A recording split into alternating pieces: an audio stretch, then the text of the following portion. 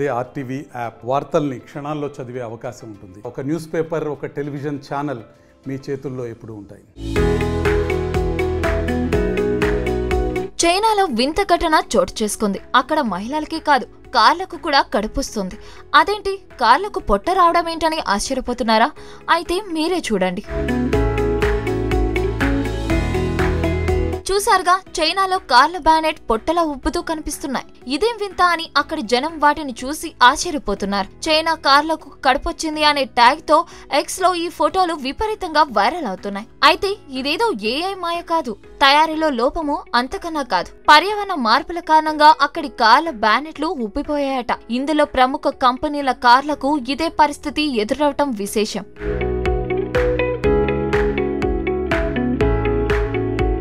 కార్లపై paint దెబ్బ తినకుండా ఉండడానికి సన్నని వినైల్ ఫిల్మ్ ను పైనుంచి అతికిస్తారు. అందంగా కనిపించడం కోసం, వాణిజ్య ప్రకటనల కోసము వీటిని అతికిస్తూ ఉంటారు.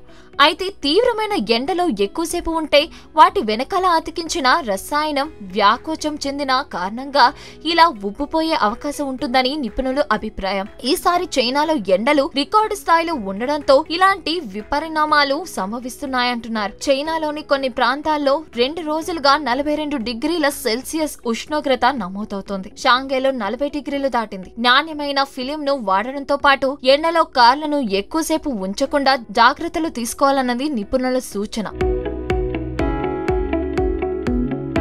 మరిన్ని వీడియోస్ కోసం ఛానల్ ని సబ్స్క్రైబ్ చేయండి. లేటెస్ట్ అప్డేట్స్ కోసం వాట్సాప్ ఛానల్ ని ఫాలో చేయండి. అండ్ లింక్ డిస్క్రిప్షన్ లో ఉంది.